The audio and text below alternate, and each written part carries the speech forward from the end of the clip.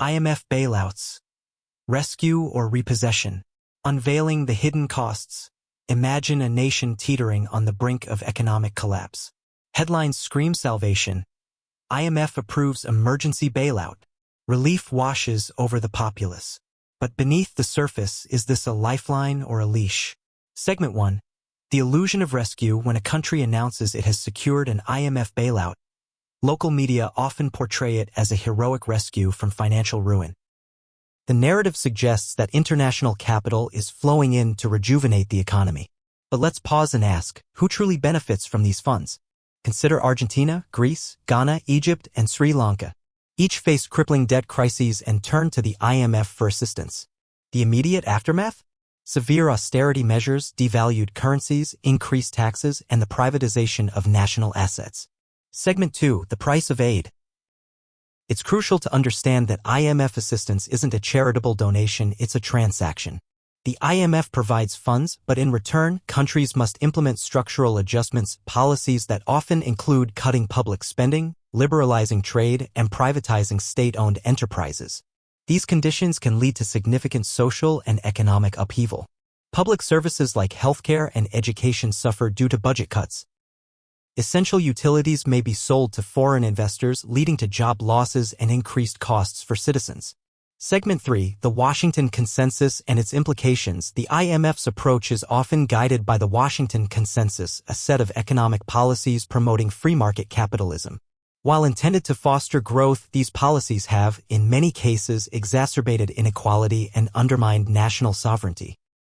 By enforcing these measures, the IMF effectively reshapes a nation's economy, prioritizing debt repayment and investor confidence over the welfare of its citizens. Segment 4. The hidden costs of compliance. The terms of IMF agreements are typically detailed in lengthy contracts, often inaccessible to the general public. Citizens may be unaware of the full extent of the commitments their governments have made, including the sale of national assets and the implementation of policies that may not align with the country's best interests. This lack of transparency can lead to a loss of public trust and social unrest as people feel the effects of decisions made without their input or understanding. Segment 5. Lessons from the past. History provides numerous examples of the consequences of IMF interventions. Sri Lanka had to lease its strategic Hambantota port to China for 99 years after failing to repay Chinese loans, a move that sparked national outrage. Argentina faced repeated economic crises despite multiple IMF programs, leading to widespread poverty and unemployment. Greece endured a decade-long recession with severe cuts to public services and a significant increase in national debt. These cases illustrate that while IMF assistance can provide short-term relief, the long-term implications can be detrimental if not managed carefully. Segment 6. Empowering informed decisions. As investors and global citizens, it's imperative to look beyond the headlines. When a country announces an IMF bailout, consider the underlying conditions and potential consequences. Ask critical questions. What are the terms of the agreement? Which sectors are being privatized? How will public services be affected? Who stands to gain the most from these changes?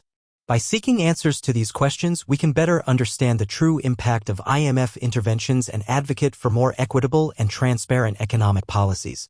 Conclusion. A call to awareness. In the complex world of international finance, it's easy to be swayed by optimistic narratives. However, history teaches us to approach such developments with a critical eye.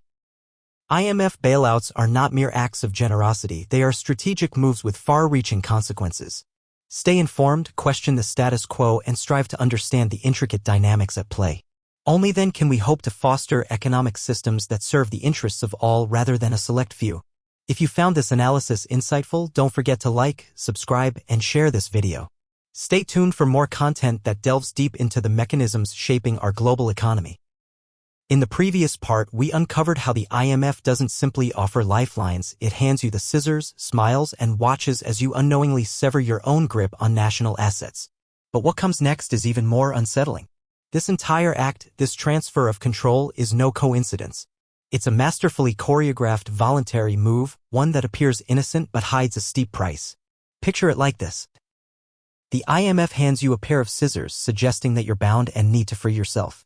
You cut the ropes only to realize those ropes were the last threads tying you to your own strategic assets. And with that single snip, you've handed over control to someone else. Quietly. Permanently.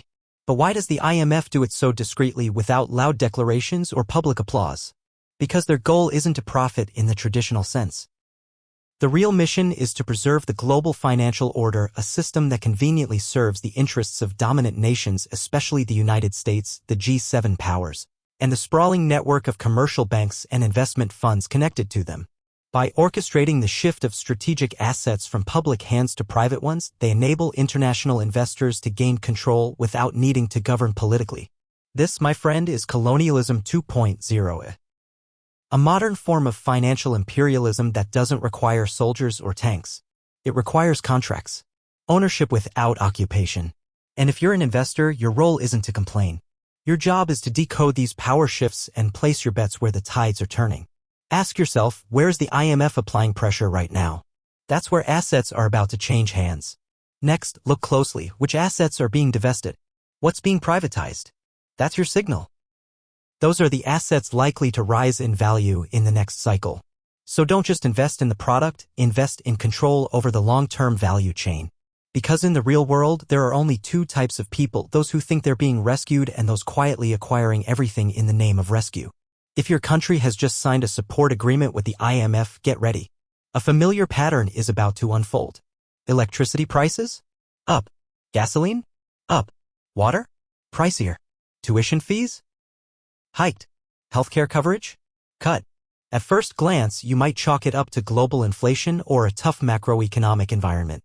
But no, these changes aren't random. They're engineered, calculated, and deliberately implemented. What does that tell us?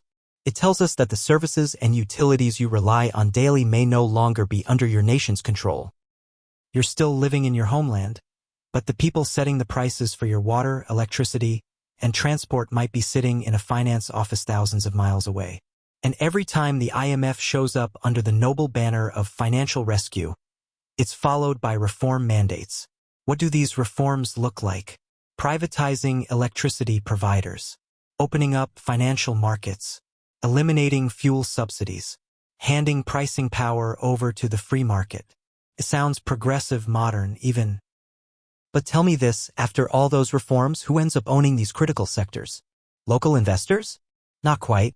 It's global corporations, transnational funds, and institutional giants, some of which are partners or shareholders of the IMF itself.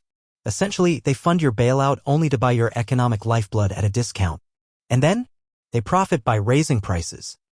You think electricity prices are high because of global oil shocks, but in truth, it's because your once public utility is now a multinational joint stock company. Its top shareholders? Foreign investment funds. They don't care if your wages are low. They care if their dividends are safe. You assume tax hikes are a routine policy response, but often they're a direct result of loan agreements. Governments, under pressure to increase revenue to service debt, find the easiest target: the people. And when public services are cut, education, healthcare, subsidies, you're told it's due to tight budgets. The truth? It's a condition to qualify for IMF disbursement, one that demands public spending be slashed, subsidies be dismantled, and the state step back. Yet, in the shadows, a select group of elites keeps getting richer. They know exactly when land prices are cheap enough to buy, when state-owned enterprises are being privatized, and when foreign capital is about to flood in, driving up asset prices. Their edge isn't just money, it's timing, information, and connections. And in this game, information is the ultimate asset. You may still feel like a citizen in your own country, but in reality, every square meter of national wealth may already be tied up in international financial agreements. Ones you've never seen, never signed, and certainly never voted on. So what can a wise investor do? First, ignore the headlines. Watch where the hidden capital flows. Second, treat IMF and World Bank reform programs not just as policy, but as signals. Signals of a silent power transfer. And third, don't be comforted by soothing language. Let the data wake you up. Because the IMF doesn't take your assets. They simply lead you to sell them without realizing the full cost. When a country announces a new agreement with the IMF, you'll hear elegant phrases like macroeconomic stability, financial reform, and social protection guarantees. But read between the lines. What's truly happening is a quiet rewriting of financial sovereignty. That's the core of it. The IMF isn't your best friend showing up in hard times, as some naive leaders believe. It acts more like a seasoned lawyer, representing the interests of old money, negotiating terms to reclaim control over economies under the guise of promoting order. And here's the twist, the IMF doesn't just lend. It embeds conditions. On paper, these seem macroeconomic and technical, but on the ground, they are deeply personal. Structural reform, fiscal consolidation, state enterprise restructuring. These aren't just buzzwords, they are tools. Tools to pressure nations into selling strategic assets, shrinking public spending, opening up financial markets, and surrendering leverage to capital. Think about this. Aid is just the coat of paint. The real action lies beneath. The IMF is redrawing the blueprint of your economy.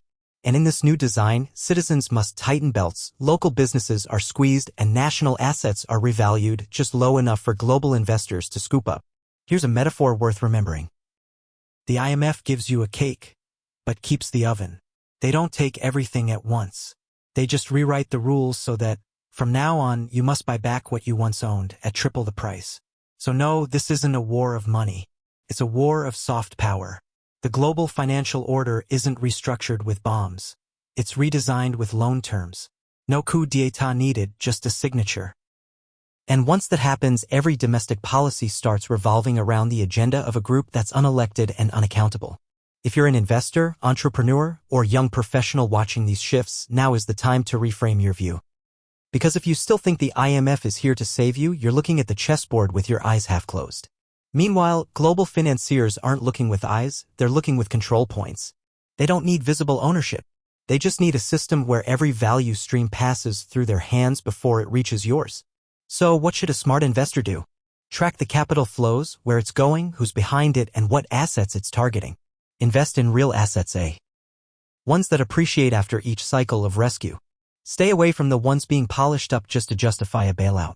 Remember, true value lies behind the glossy facade.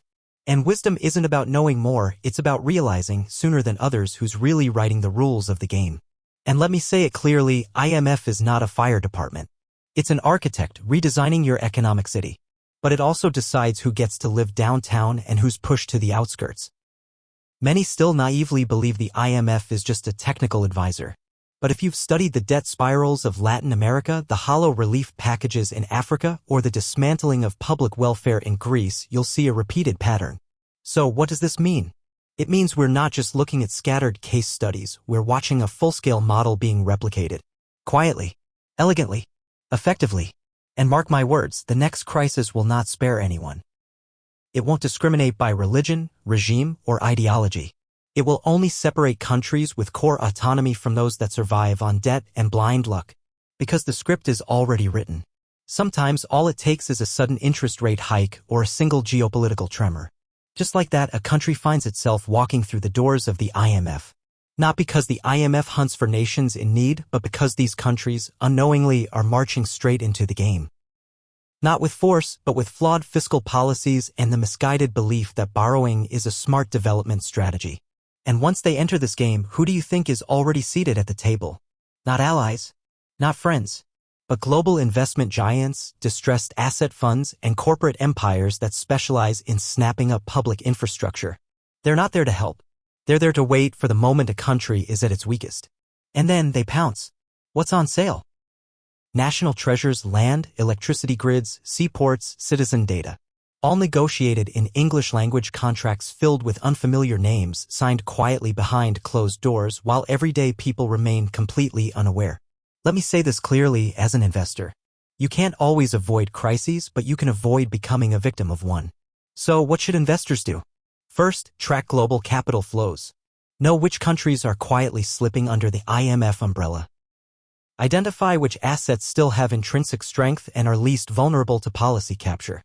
These are the lifeboats in a storm, not the flashy short-term, safe havens propped up by stimulus. Avoid being seduced by momentary stability. Sometimes that calm surface is merely the silence before a forced national fire sale. One last breath before key industries are auctioned off under pressure. And here's a sobering warning: if a country fails to build a strategy of financial sovereignty, then, in the language of capital markets, it ceases to be a country. It becomes a long-term loan project, a shell. And eventually, its most strategic assets will no longer belong to its people. If you only see the IMF as a global humanitarian agency, you'll see them as noble, almost heroic. But take a step back. Look at the long trail of nations that have received support packages. What do you see? Strategic assets stripped away, social safety nets tightened, and quietly a small group of global financial players becoming unimaginably rich. What does this mean? It means the IMF isn't the villain, but it is very skilled at identifying systemic weaknesses. It doesn't create crises. It simply arrives precisely when a crisis reaches its peak and offers a scalpel. It doesn't hold the knife, but it designs the operating table, sets the conditions, and decides who becomes the patient.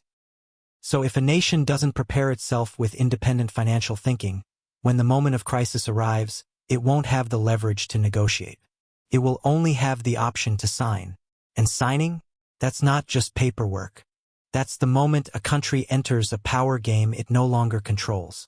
So, should we rage against the IMF? No. They're simply playing their role in the global system. The real question is, do we understand our position on the map they've drawn? Do we know which square we stand on in their grand design? That's why the time to act is now, before the crisis reaches your door.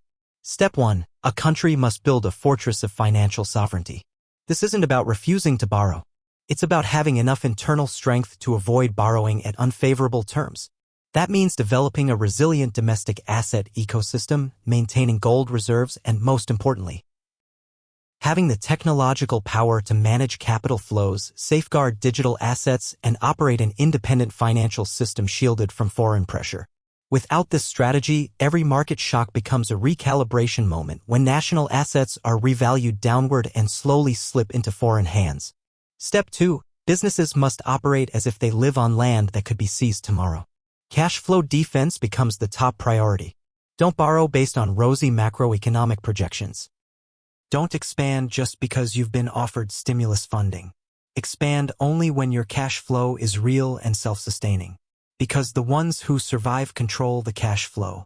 And those who control the cash flow, they'll be the ones picking up undervalued assets when everyone else is struggling to breathe.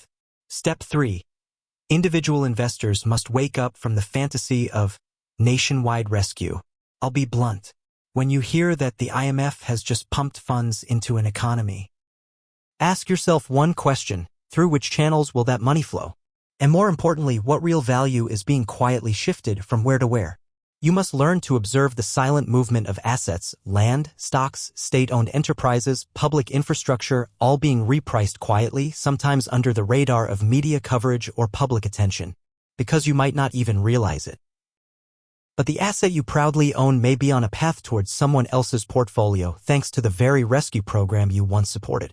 And I'll end with a striking image, one powerful enough to snap anyone out of denial.